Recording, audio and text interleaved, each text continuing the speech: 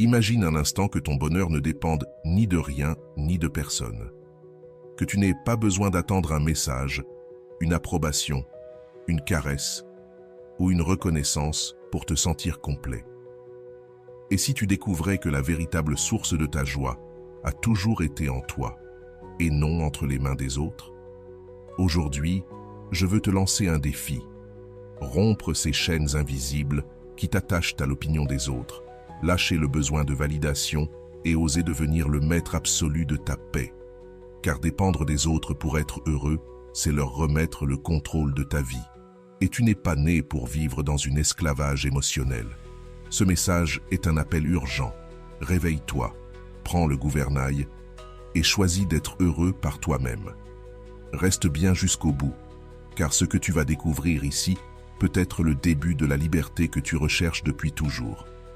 Mais avant de commencer, je veux que tu écrives dans les commentaires, avec conviction et puissance, cette phrase « Je dépends seulement de moi ». Écris-la non pas comme un simple commentaire, mais comme une déclaration de force, comme un engagement envers toi-même. Car en le faisant, tu vas commencer à reprogrammer ton esprit de l'intérieur et surtout à poser le premier pas vers ta transformation. Première vérité, la vie n'a pas de manuel. Tu apprends à te battre seul, et c'est l'une des vérités les plus dures, mais aussi l'une des plus libératrices. Personne ne viendra te donner un livre avec des instructions précises pour surmonter tes épreuves. Personne ne t'expliquera pas à pas comment affronter la perte, l'échec ou l'incertitude. Ce que tu as, c'est toi-même, ton esprit, ton caractère, ta force intérieure, et c'est là que se mesure de quoi tu es vraiment fait. Chaque coup, chaque chute, chaque silence, où tu n'as personne vers qui te tourner, est aussi une occasion de grandir et de découvrir que ta capacité à te relever a toujours été plus grande que ce que tu croyais. La plupart cherchent constamment du soutien, quelqu'un qui viendra les sauver. Mais la vérité, c'est que le monde ne fonctionne pas ainsi. Il y aura des moments où tu seras complètement seul, où ton unique option sera de faire face à tes peurs. Et même si ça fait mal, même si cela paraît injuste, ce sont précisément ces instants qui forgent ton caractère. Apprendre à lutter seul n'est pas une punition. C'est un entraînement qui fait de toi quelqu'un d'invincible. Tu veux savoir quand tu découvres vraiment ta force? C'est au moment où tu crois ne plus pouvoir avancer et que tu choisis malgré tout de faire un pas de plus. Ce pas solitaire vaut plus que 1000 conseils, car il te prouve que la résilience ne s'apprend pas dans des phrases inspirantes. Elle s'apprend en vivant, en endurant et en recommençant. C'est la vie, un processus d'essai et d'erreur dans lequel toi seul deviens ton propre maître. Alors entraîne ton autonomie chaque jour. Lève-toi avec un plan, même petit, et accomplis-le sans attendre qu'on te le rappelle. Lis, instruis-toi, prépare-toi. Ne compte pas sur les autres pour résoudre ta vie. La discipline se construit avec de petits engagements tenus dans la solitude. Chaque fois que tu y arrives, ta confiance grandit. Celui qui ne sait pas se battre seul s'effondre au premier abandon, au premier rejet. Mais celui qui a appris à compter sur lui-même sait que même si tout s'écroule autour de lui, il aura toujours la détermination suffisante pour se relever.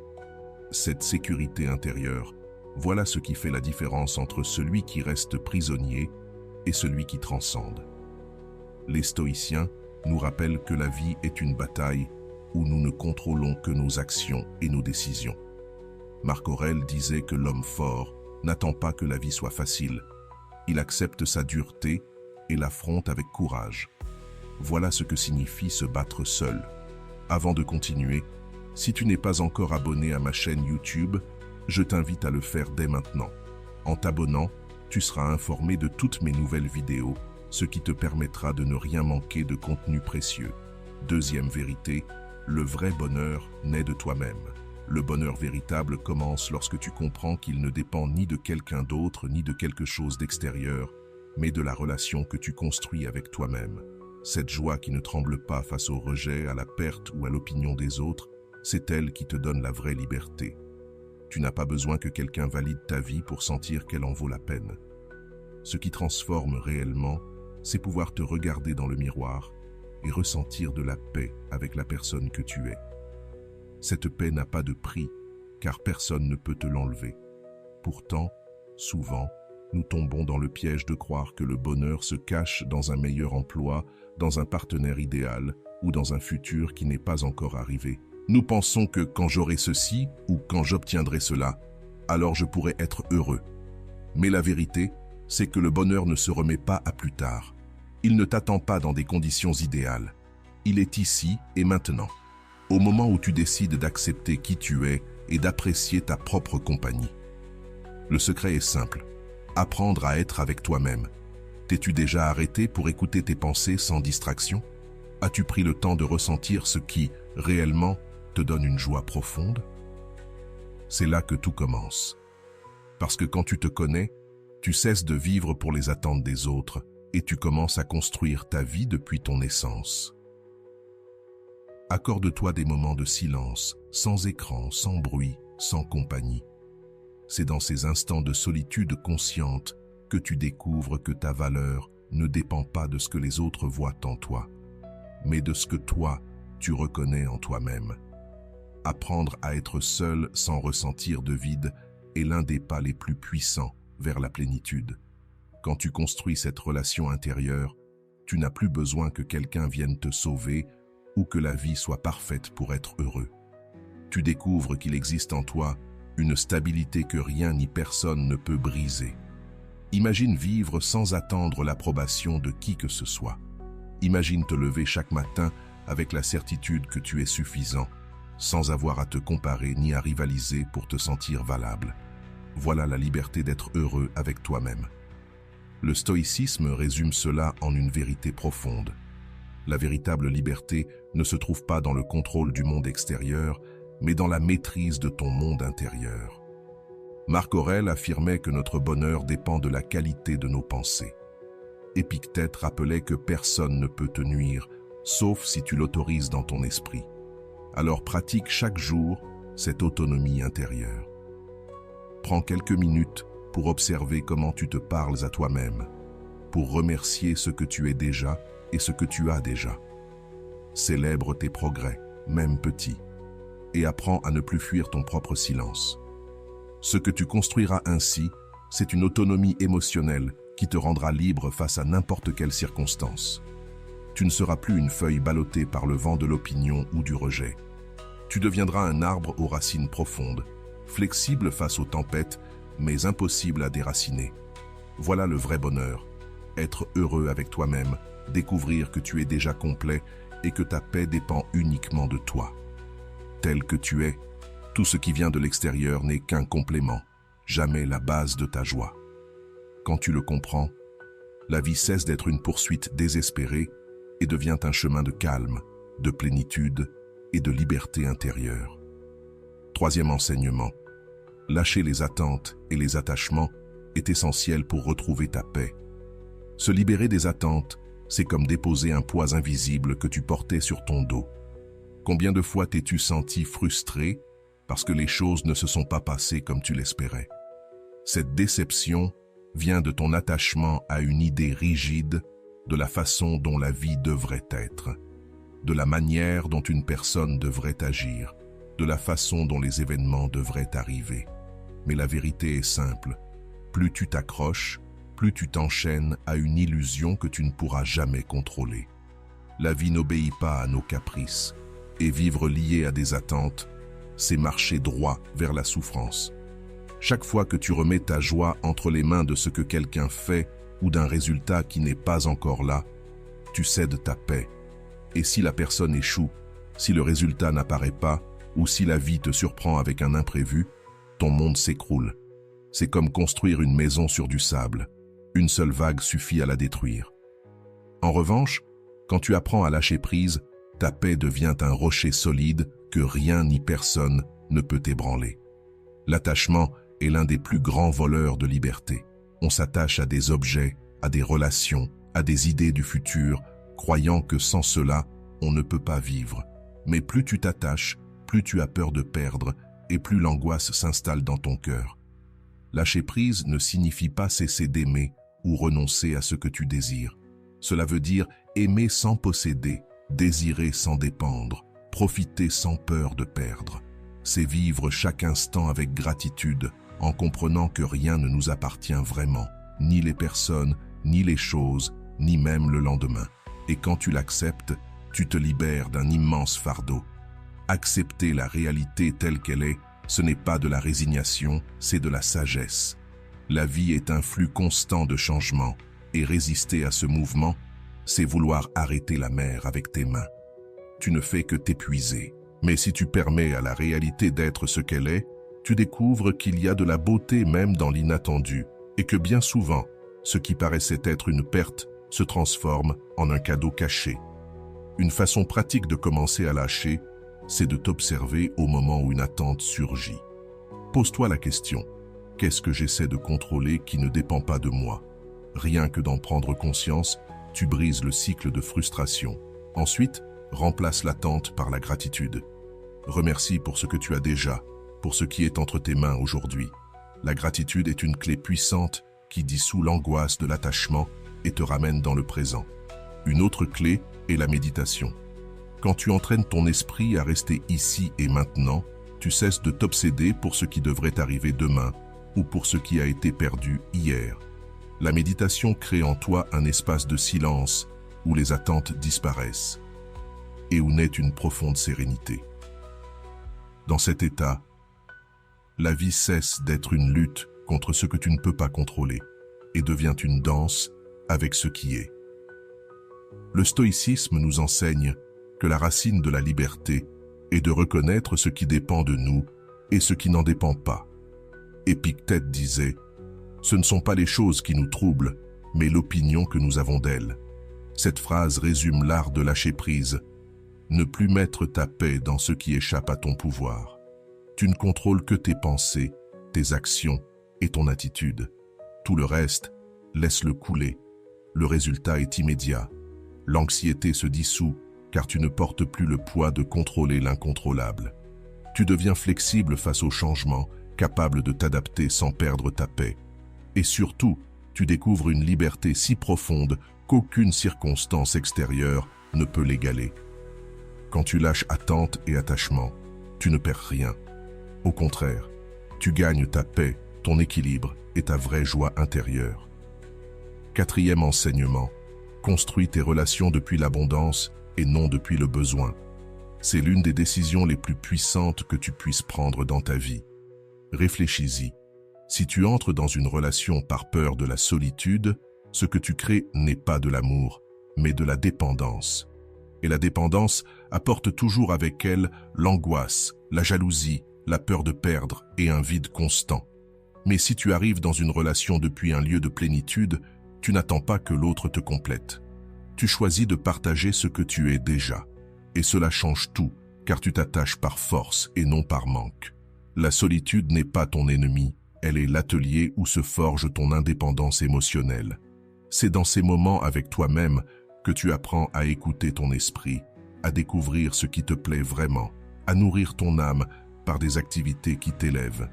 Si tu peux savourer ta propre compagnie, lire, créer, réfléchir ou simplement rester en paix, alors tu n'as plus besoin que quelqu'un vienne combler tes vides. Quand tu ne cherches plus à combler, tu commences à choisir en toute liberté. Entrer en relation par besoin, c'est mendier des miettes d'affection. Tu te contentes de peu, tu tolères l'intolérable et tu acceptes moins que ce que tu mérites, car tu crains plus que tout d'être seul. Mais quand tu connais ta valeur, quand tu sais que ton bonheur ne dépend de personne, tu deviens beaucoup plus sélectif. Tu n'offres plus ton énergie à n'importe qui, tu ne cherches plus la validation désespérée, tu partages depuis l'abondance.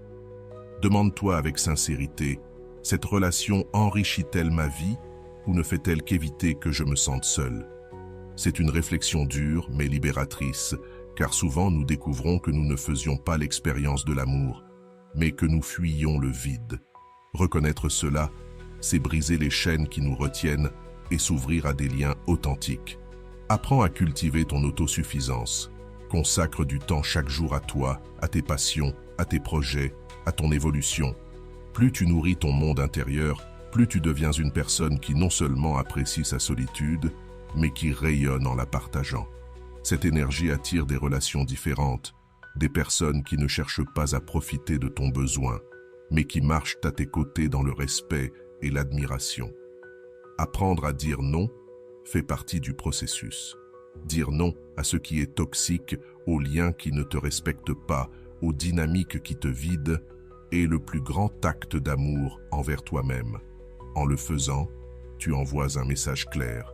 Je préfère ma propre compagnie plutôt qu'une compagnie qui me vole la paix. À partir de là, chaque relation que tu acceptes devient un vrai complément et non une béquille émotionnelle. Le stoïcisme rappelle que la liberté ne dépend pas des circonstances, mais de la capacité à gouverner ton esprit et ton cœur. Marc Aurèle disait « L'homme en paix avec lui-même est aussi en paix avec l'univers ». Voilà la clé. Quand tu apprends à être comblé dans la solitude, tes relations cessent d'être des chaînes et deviennent des choix conscients qui enrichissent ton chemin. Le résultat est une vie où tu n'as plus peur de perdre quelqu'un, car tu sais que tu ne te perdras jamais toi-même. Tes relations deviennent plus authentiques, car elles sont choisies dans l'abondance et non dans le manque. Et surtout, ta solitude cesse d'être un vide pour devenir un espace de liberté et de plénitude. Depuis ce lieu, chaque lien que tu construis n'est plus un refuge contre tes peurs, mais une célébration de ta force intérieure. La solitude et l'isolement ne sont pas la même chose. L'isolement est souvent un état imposé, une absence qui pèse. La solitude choisie, en revanche, est une décision consciente. C'est choisir de passer du temps avec toi-même parce que tu l'apprécies, parce que tu reconnais que ta propre compagnie est précieuse. Dans cet espace intime, tu trouves force, clarté et plénitude. Quand tu comprends cette différence, ta relation avec le fait d'être seul change complètement. Tu ne le vois plus comme une condamnation, mais comme un privilège. Tu ne le ressens plus comme un abandon, mais comme une opportunité. Et cela t'accorde un immense pouvoir, car tu cesses de craindre l'absence des autres et tu découvres que dans la solitude fleurit ton identité véritable. La solitude naît du manque. La solitude choisie naît d'une décision. La solitude t'oblige à chercher désespérément la présence d'autrui pour combler un vide, tandis que la solitude choisie t'invite à savourer ta propre compagnie parce que tu te sens déjà complet. Dans la solitude, tu te perds. Dans la solitude choisie, tu te retrouves. Voilà la clé. Commence par changer ta narration intérieure. Chaque fois que ton esprit te dit « je suis seul », remplace-le par « je profite de mon temps avec moi-même ». Ce simple geste de reprogrammation transforme un sentiment de manque en une expérience de joie. Les mots ne décrivent pas seulement, ils créent des réalités en toi. Pratique au moins 15 minutes par jour une activité que tu aimes en solitude. Lire, écrire, peindre, écouter de la musique ou simplement t'asseoir en silence avec une tasse de café chaud.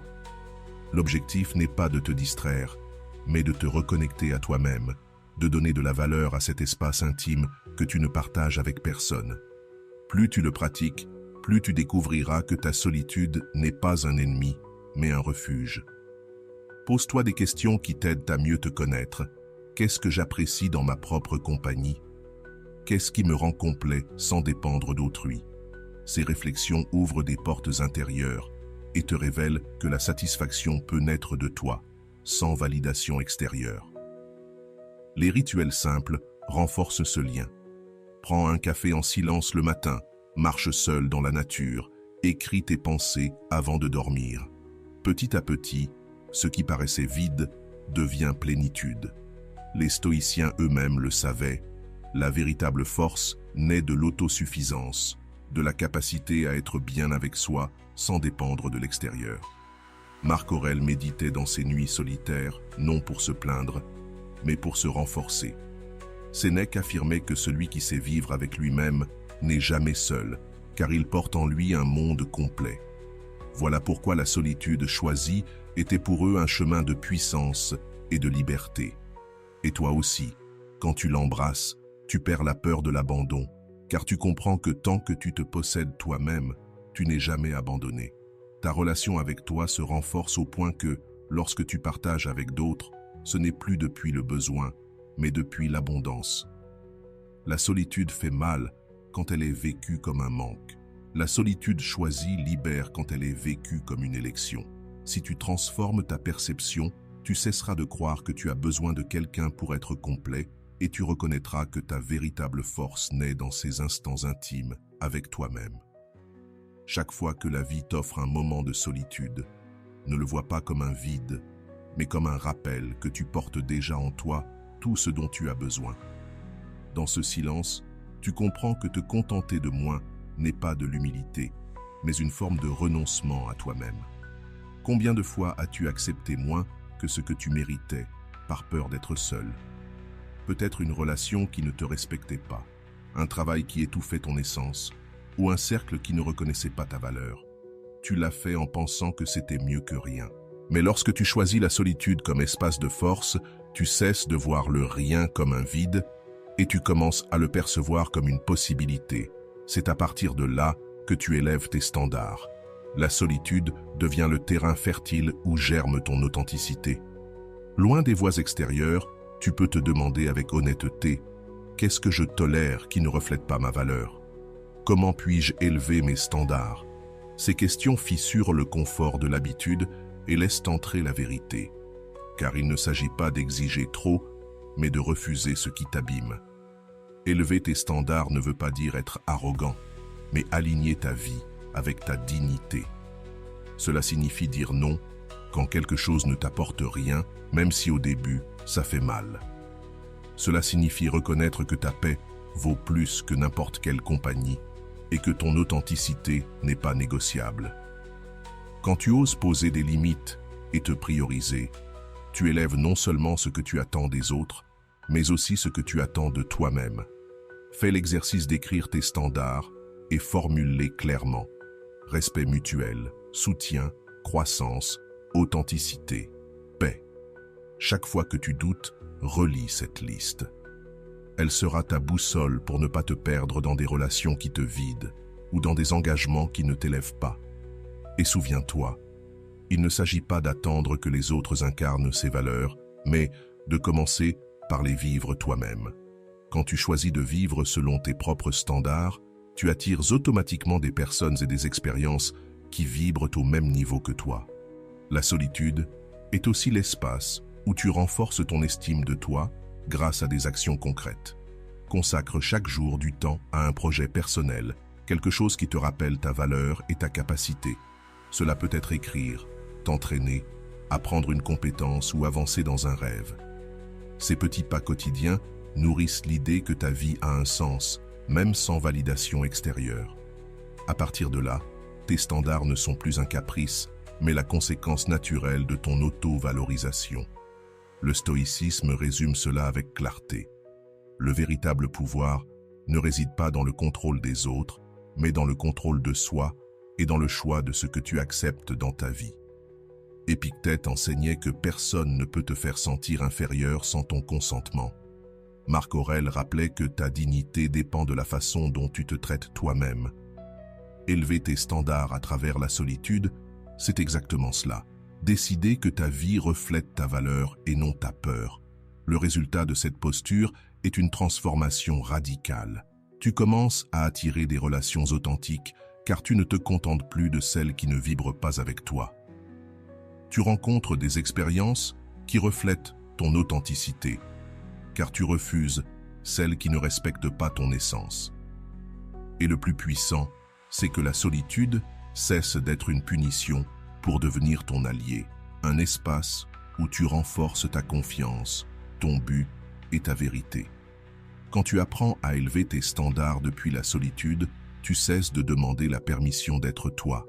Tu comprends que la vie ne consiste pas à rentrer dans un moule, mais à être fidèle à ton essence. Et à partir de cette fidélité, tout ce qui arrive à toi devient plus pur, plus libre et plus aligné avec ce que tu mérites vraiment. Enseignement 8. Explore des passe-temps qui réveillent ta passion. Explorer un passe-temps, c'est comme allumer une flamme en toi qui transforme la manière dont tu vis tes moments de solitude. Quand tu trouves une activité qui te passionne vraiment, qui éveille ta curiosité et qui te connecte à ton essence, La solitude ne ressemble plus à un vide, mais à un cadeau. Tu ne fuis plus ta propre compagnie, tu la recherches avec joie. Un passe-temps n'est pas une perte de temps. C'est un pont vers ta créativité, ton équilibre et ta satisfaction intérieure. Peindre, écrire, danser, jouer d'un instrument, cuisiner, apprendre une langue ou cultiver des plantes.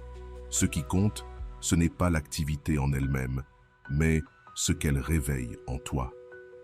Quand tu la pratiques, tu entres dans un état de présence où le stress disparaît et où seule demeure la connexion avec toi-même. C'est un refuge sain qui ne dépend de personne. Un espace où ton esprit se repose et ton âme s'élargit. La clé est d'oser essayer sans craindre le jugement. Souvent, nous n'explorons pas nos passions parce que nous pensons ne pas être assez bons, parce que nous nous comparons aux autres ou parce que nous croyons que cela n'a pas de valeur s'il n'y a pas de résultats extérieurs. Mais les passe-temps ne sont pas faits pour prouver quoi que ce soit. Ils existent pour exprimer ce que tu portes en toi, pour t'offrir un espace d'authenticité. Quand tu les pratiques, tu expérimentes une liberté unique. Faire quelque chose uniquement parce que tu l'aimes. Commence simplement. Accorde-toi 15 minutes par jour pour une activité qui éveille ton énergie. Pas besoin d'heures, ni de matériel coûteux, juste de la volonté. Créer un coin sans distraction, un sanctuaire pour ton passe-temps. Cet endroit physique deviendra un rappel. Tu mérites du temps pour toi. Ton bonheur est aussi une priorité. Après chaque pratique, prends un moment pour réfléchir. Est-ce que cela t'a apaisé? Est-ce que cela t'a rempli d'enthousiasme? Est-ce que cela t'a aidé à t'exprimer? Ces questions renforceront ton lien avec l'activité et te montreront que, bien plus que la technique, c'est l'émotion que cela suscite qui compte. Avec le temps, ces moments deviendront des oasis d'équilibre. Tu attendras chaque jour avec impatience le moment de retrouver ta passion. Quand tu transformes la solitude en espace créatif, tu construis une résilience émotionnelle, car tu n'as plus peur d'être avec toi-même, tu l'apprécies. Chaque passe-temps devient une manière de mieux te connaître, de découvrir des talents cachés, de renouer avec ton enfant intérieur. Et cela renforce ta confiance, car tu réalises que tu peux générer ta propre joie sans dépendre de rien d'extérieur. Le stoïcisme nous rappelle que le bonheur ne se trouve pas dans ce que nous ne contrôlons pas, mais dans ce que nous cultivons en nous. Marc Aurèle trouvait sa sérénité dans l'écriture de ses pensées, Sénèque dans ses lettres et ses réflexions. Il savait que les pratiques personnelles n'étaient pas un luxe, mais un chemin pour garder l'esprit ferme et le cœur en paix. Tes passe-temps jouent ce rôle pour toi. Ce sont des exercices de liberté qui te rappellent que ton monde intérieur est suffisant. Le résultat est transformateur. Tu découvres que tu as plus de créativité que tu ne l'imaginais, que ton stress se dissout dans ce flux d'énergie et que ta solitude ne pèse plus, elle rayonne. Tu deviens plus complet, plus expressif et plus connecté à ton essence. Et surtout, tu comprends que le bonheur n'est pas dans l'attente, mais dans la création. Explorer des passe-temps qui allument ta passion n'est pas un détail. C'est une décision qui change la qualité de ta vie. Car quand tu trouves la joie dans ce que tu fais seul, tu ne te sens plus jamais incomplet.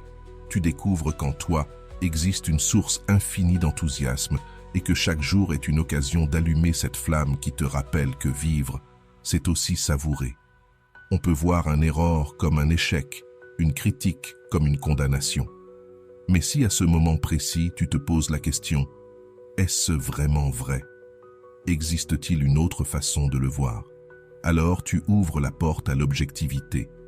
Très souvent, ce qui semblait insurmontable n'était qu'une pensée déformée. Et en la remettant en question, la tempête perd de sa force. La gratitude est une autre arme puissante contre la négativité. Quand tu entraînes ton esprit à se concentrer sur ce que tu as déjà, sur ce qui fonctionne, tu commences à voir la vie avec plus de clarté. Écrire chaque jour 3 choses positives peut sembler simple, mais peu à peu, cela reprogramme ton cerveau à chercher le bien plutôt qu'à s'enliser dans le mal. Ce qui est fascinant, c'est que cette pratique ne se contente pas d'améliorer ton humeur. Elle renforce aussi ta résilience et t'apprend à trouver la lumière même dans les jours les plus sombres. La pleine conscience joue également un rôle clé. Observer tes pensées sans t'identifier à elles te donne du pouvoir. Si un jour une pensée négative surgit, au lieu de te laisser entraîner, tu peux simplement te dire « ce n'est qu'une pensée, pas une vérité absolue ». Cette distance te libère, car tu comprends que tu n'es pas ce que tu penses. Tu es celui qui observe ce qu'il pense. Et c'est dans cette séparation que naît la liberté de choisir une réponse plus consciente. Il est aussi essentiel de t'entourer d'influences positives. L'environnement que tu consommes nourrit ton esprit autant que la nourriture nourrit ton corps. Des personnes qui t'inspirent, des conversations qui élèvent ton énergie, du contenu qui te motive. Tout cela devient un bouclier contre la négativité. Ton entourage renforce tes pensées et si tu choisis un environnement qui cultive le constructif, il sera bien plus facile de maintenir une mentalité optimiste. Le stoïcisme enseigne que la vie n'est pas ce qui t'arrive, mais la manière dont tu y réponds. Marc Aurèle rappelait que notre esprit a le pouvoir de transformer n'importe quelle expérience en bien si nous l'utilisons avec sagesse. Sénèque ajoutait que nous souffrons bien plus dans notre imagination que dans la réalité. Ces enseignements nous rappellent que la négativité n'est pas une fatalité. C'est une habitude qu'il est possible de transformer avec discipline et clarté. Lorsque tu pratiques cela, le résultat est extraordinaire. Les pensées négatives perdent de leur force. Elles ne te contrôlent plus comme avant. Tu ressens plus de légèreté, plus de résilience quand les choses se compliquent et surtout, une joie qui ne dépend pas d'un monde parfait, mais de ta capacité à trouver du bien, même au cœur de la difficulté. La vie cesse d'être un champ de bataille et devient un chemin que tu peux parcourir avec calme et confiance. Défier la négativité et embrasser la positivité ne signifie pas nier les problèmes. Cela signifie les affronter avec un esprit clair et un cœur ouvert. C'est choisir de voir des possibilités là où tu ne voyais que des barrières. C'est préférer la gratitude à la plainte. C'est te rappeler chaque jour que ta perspective peut être ton plus lourd fardeau ou ta plus grande bénédiction. Et lorsque tu choisis la seconde, tu ne transformes pas seulement ton esprit, tu transformes ta vie entière. Enseignement 10. Agis avec indépendance et fais confiance à tes décisions.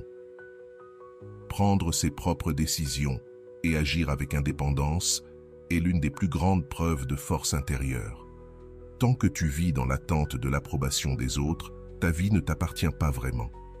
Elle devient un reflet de ce qu'ils attendent de toi. Et tôt ou tard, cela t'épuise. Car peu importe combien tu essayes de plaire, il y aura toujours quelqu'un qui critique, quelqu'un qui ne comprend pas, quelqu'un qui te juge. La véritable liberté commence lorsque tu oses décider par toi-même. Chaque choix que tu fais est une déclaration de qui tu es. Si tu choisis par peur, ta vie se réduit. Si tu choisis selon tes valeurs, ta vie s'élargit. L'objectif n'est pas de ne jamais te tromper, mais de faire confiance au fait que même dans l'erreur, tu apprendras, tu grandiras et tu deviendras plus fort. La dépendance à l'opinion des autres est une prison invisible. Elle te fait douter de tes instincts, retarde ce que tu désires et elle te vole ton énergie. Combien de fois as-tu voulu agir, mais tu t'es retenu par peur de ce que les autres allaient penser? Chaque fois que tu te permets de faire confiance à ton jugement, tu reprends le contrôle. Tu choisis ce qui te donne la paix, même sans approbation. Et soudain, tu sens une force différente, celle d'être le véritable maître de ta vie. La pratique commence avec de petites choses. Choisis un passe-temps que tu veux essayer. Organise ta journée en fonction de ce qui compte pour toi. Exprime-toi sans attendre l'aval de quelqu'un d'autre. Chacune de ces petites actions entraîne ton esprit à avoir confiance en ton propre jugement. Et le soir venu, demande-toi, quelle décision ai-je prise aujourd'hui en toute indépendance? Qu'ai-je appris d'elle? Même si le résultat n'est pas parfait, le simple fait d'avoir décidé est déjà une victoire. N'aie pas peur non plus des risques calculés. Il ne s'agit pas de te jeter dans le vide, mais de faire des pas fermes malgré l'incertitude. Exprime une opinion même si elle dérange. Tente quelque chose de nouveau même sans garantie. C'est précisément dans ces moments-là que la confiance en toi grandit. Le stoïcisme enseigne que la clé est de vivre en accord avec ses principes. Épictète disait que la liberté ne consiste pas à obtenir tout ce que tu désires, mais à ne pas dépendre de ce qui échappe à ton contrôle. Et l'une des choses que tu ne contrôleras jamais, c'est l'opinion des autres. Voilà pourquoi agir selon tes valeurs est l'acte d'indépendance le plus puissant. Marc Aurèle le rappelait, ne perds pas ton temps à discuter de ce que doit être un homme de bien, sois-le. En d'autres termes, arrête de chercher des théories et commence à vivre selon ta vérité. Les résultats sont transformateurs. Tu deviens plus confiant parce que tu n'as plus à douter de chaque pas. Tu ressens une paix nouvelle parce que tu vis en accord avec ce que tu es et non avec ce que d'autres attendent. Ta vie s'imprègne de sens car chaque décision reflète ton authenticité. Et le plus puissant, c'est que tu découvres que la liberté ne réside pas dans le contrôle absolu, mais dans la confiance que tu es suffisant pour choisir, apprendre et continuer à avancer. Quand tu fais confiance à tes décisions, la validation extérieure perd son importance. Ce qui avant te freinait devient maintenant ton moteur. Ce qui était peur devient croissance.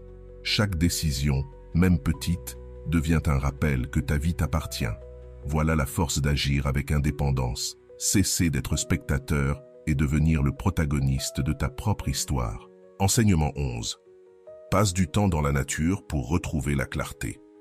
Passer du temps dans la nature est l'un des moyens les plus simples et les plus puissants de gagner en clarté. Dans le bruit de la vie quotidienne, les écrans incessants et les préoccupations qui tournent dans ton esprit, sortir dans un espace naturel est comme appuyer sur un bouton de réinitialisation intérieure. L'air pur, le chant des oiseaux, le mouvement des arbres dans le vent. Tout cela calme ton esprit et ouvre un espace de silence qui te rend la perspective. Quelques minutes dans un parc, un jardin ou même une courte marche parmi les arbres suffisent pour opérer un changement profond. Ta respiration s'apaise, ton corps se détend et tes pensées commencent à s'ordonner. C'est comme si la nature avait le pouvoir de désintoxiquer ton esprit, de balayer le superflu et de ne laisser que l'essentiel. Et dans cette clarté surgissent des idées nouvelles, des solutions à ce qui semblait impossible et le rappel de ce qui compte vraiment. Être dans la nature, c'est aussi une pratique de pleine conscience. Il suffit d'observer la lumière qui change dans les feuilles, le bruit de tes pas sur la terre, les couleurs infinies du ciel. Dans ces détails simples, tu redécouvres l'essentiel. Observer te ramène au présent et brise la spirale de pensée qui a souvent tendance à t'emprisonner. Quand ton attention revient à l'instant présent, l'anxiété diminue et ton esprit trouve enfin du repos. La respiration profonde en plein air amplifie cet effet.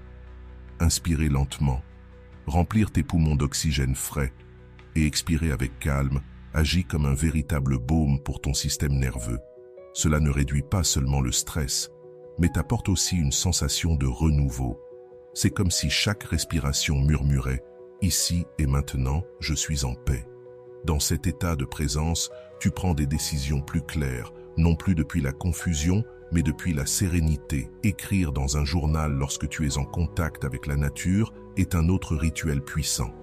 Assieds-toi sous un arbre, écoute les sons autour de toi et note ce qui traverse ton esprit. Ce qui paraissait être un chaos devient souvent une idée claire une fois couché sur le papier. Écrire dans un environnement naturel n'organise pas seulement tes pensées, cela renforce aussi ta connexion intérieure, car ce cadre t'inspire à être plus honnête et plus authentique avec ce que tu ressens.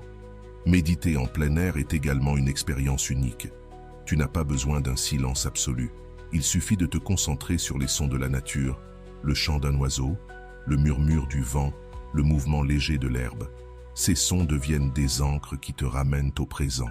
Minute après minute, ton esprit s'éclaircit, ton cœur s'apaise et ton âme se fortifie. Le stoïcisme nous rappelle que la nature n'est pas seulement un décor, mais une véritable maîtresse de sagesse. Marc Aurèle trouvait la sérénité en contemplant l'ordre du cosmos et en méditant sur la façon dont tout, dans la nature, accomplit sa fonction sans résistance. Cette vision l'aidait à comprendre que, tout comme les cycles naturels suivent leur cours, la vie humaine doit elle aussi être acceptée avec ses changements et ses rythmes. Être dans la nature te rappelle que tu n'as pas besoin de forcer autant. Bien souvent, il suffit d'observer et de laisser les choses couler. Le résultat de ce simple choix est une clarté mentale que tu n'atteins pas facilement au milieu du bruit quotidien. Tu découvres que le stress se dissout plus vite, que tes pensées s'ordonnent et que tes priorités deviennent évidentes. Tu n'agis plus ni dans la précipitation ni dans l'anxiété, car tu as appris à respirer, à écouter ton intérieur et à retrouver ton centre au cœur de l'air libre. Chaque jour passé en nature est un cadeau que tu t'offres, un cadeau de clarté, de paix et de connexion avec toi-même. Tu n'as pas besoin de voyages lointains ni de paysages grandioses.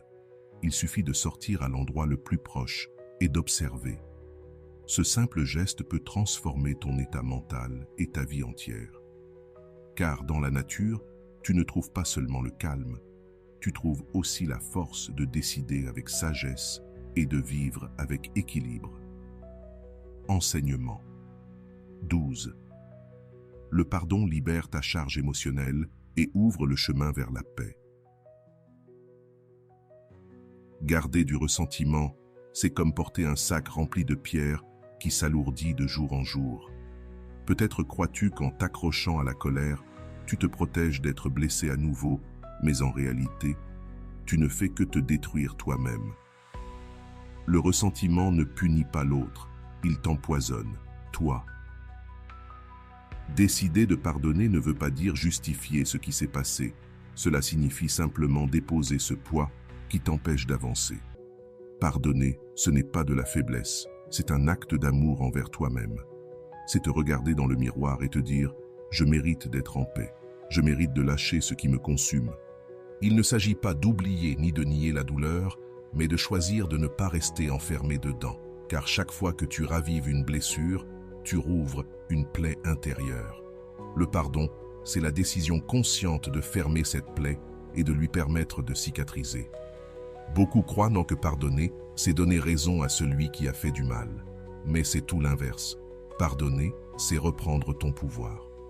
Tant que tu gardes du ressentiment, la personne ou la situation qui t'a blessé continue d'avoir une emprise sur toi, continue de te voler ton énergie et ta paix. Quand tu pardonnes, tu coupes ce lien et tu récupères ta liberté. Pardonner, c'est aussi apprendre à te pardonner toi-même.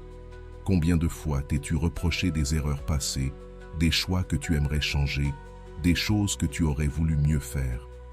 Cette culpabilité est une prison qui t'empêche de grandir. Tu dois te rappeler qu'à ce moment-là, tu as agi avec le niveau de conscience que tu avais. La vie se construit en tombant, en apprenant, puis en se relevant. La clé, c'est la compassion envers toi-même. Se pardonner n'est pas se chercher des excuses, c'est reconnaître ton humanité et t'offrir la possibilité de recommencer.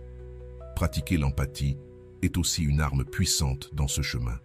Cela ne veut pas dire justifier ce que les autres ont fait, mais comprendre que chacun agit depuis ses propres blessures, ses limites et son histoire.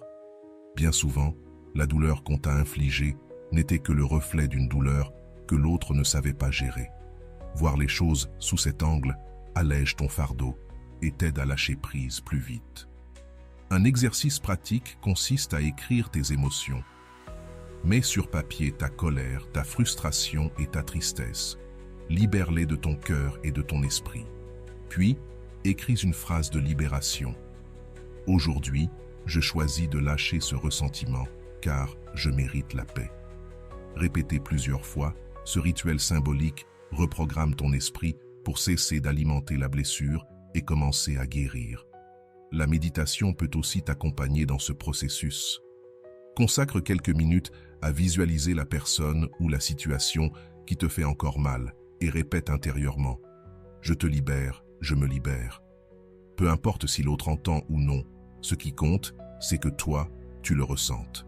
Ce mantra devient un rappel que tu choisis d'avancer au lieu de rester prisonnier du passé.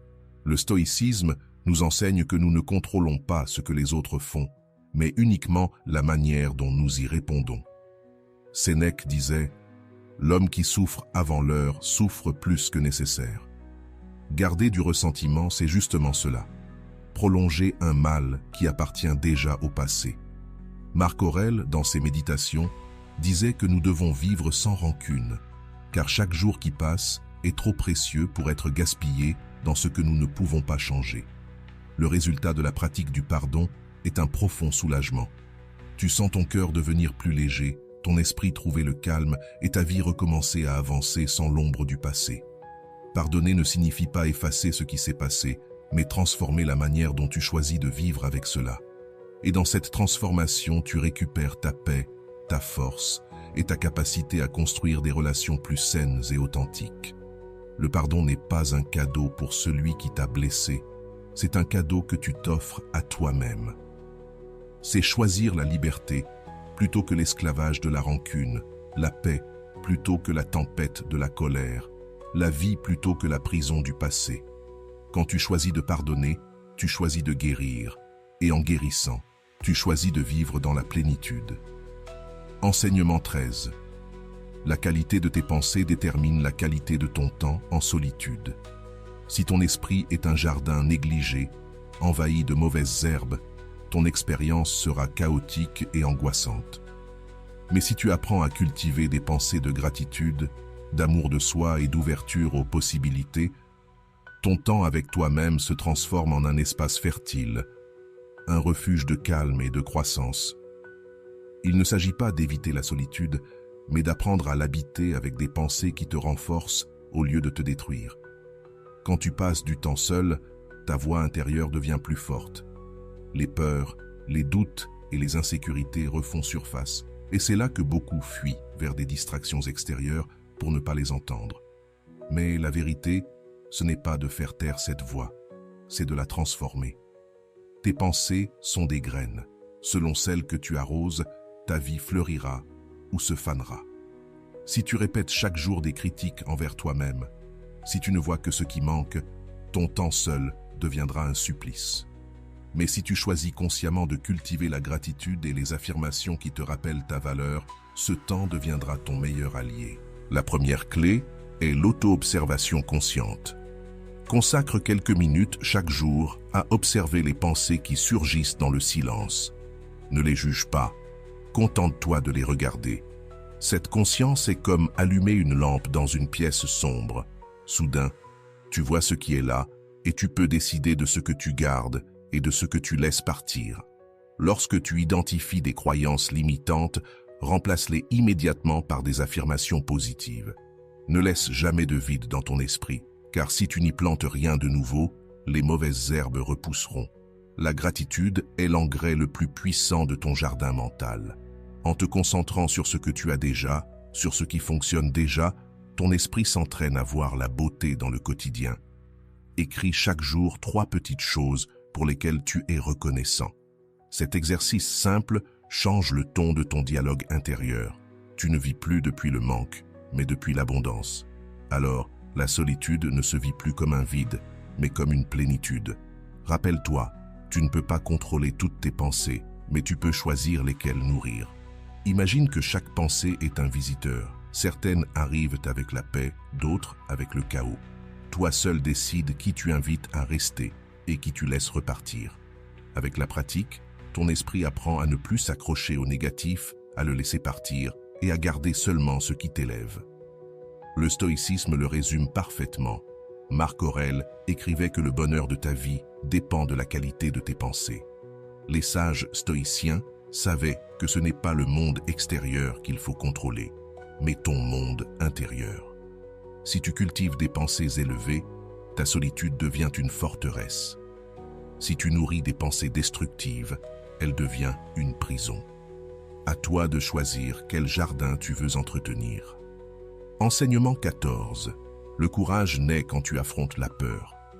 La peur n'est pas un frein définitif, c'est un signal de croissance.